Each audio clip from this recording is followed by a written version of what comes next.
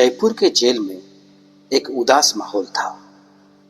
Jailer Vijay Singh के चेहरे पर निराशा की लकीरें साफ दिखाई दे रही थी। कई सालों से इस जेल में काम करते हुए विजय ने अनेक अपराधियों को आते जाते देखा था, लेकिन अब उसके दिल में एक अजीब सा खालीपन था। हर दिन उसे लगता कि उसकी जिंदगी में कोई मकसद नहीं बचा। विजय की पत्नी निशा ने उसके चेहरे पर उदासी देखी और एक दिन उससे पूछा, क्या बात है विजय, तुम इतने दुखी क्यों हो?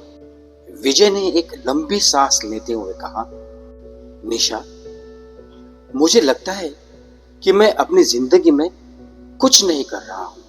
मैंने इतने साल जेल में काम किया, लेकिन कोई बदलाव नहीं लाया। निशा ने उसे सहारा देते हुए कहा,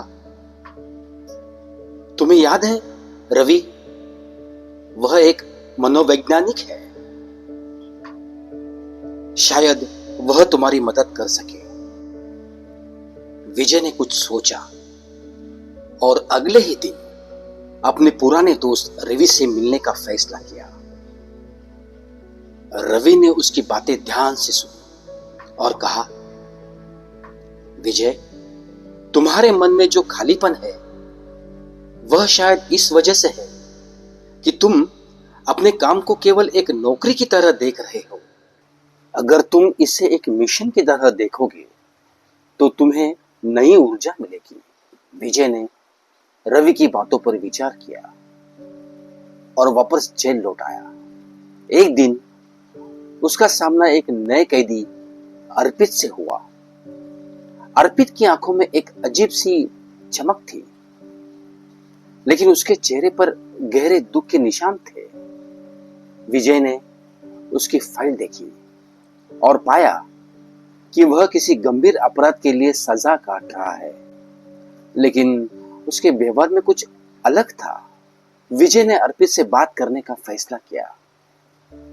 उसने पूछा, तुम्हारे चेहरे पर यह दुख क्यों है अर्पित? अर्पित ने धीरे से कहा, मैंने जो किया उसका मुझे पछतावा है,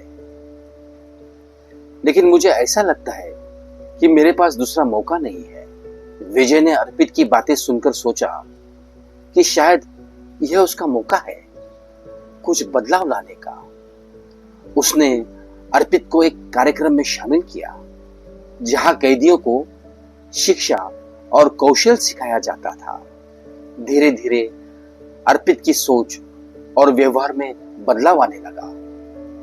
विजय ने महसूस किया कि अगर वह अपने काम को एक मिशन की तरह देखे और कैदियों को सुधारने की कोशिश करे तो उसकी जिंदगी में नया मकसद मिल सकता है।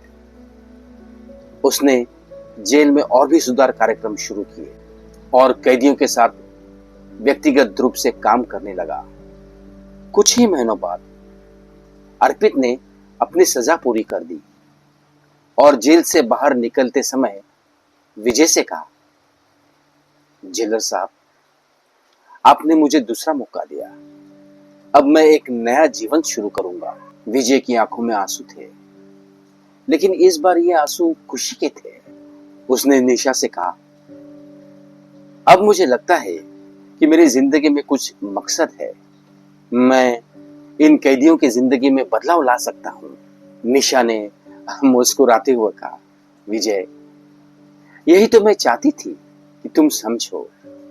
विजय अपने काम में नई ऊर्जा के साथ लौट आया और कैदियों के लिए काम करता रहा। उसकी मेहनत और ईमानदारी ने कई कैदियों की जिंदगी बदल दी और उसकी अपनी जिंदगी में भी नया उजाला आया। इस तरह विजय ने अपनी निराशा को अपने मिशन में बदलकर न केवल अपनी जिंदगी को नया मकसद दिया, बल्कि अनेक कैदियों की जिंदगी में भी आशा की किरण बिखेरी।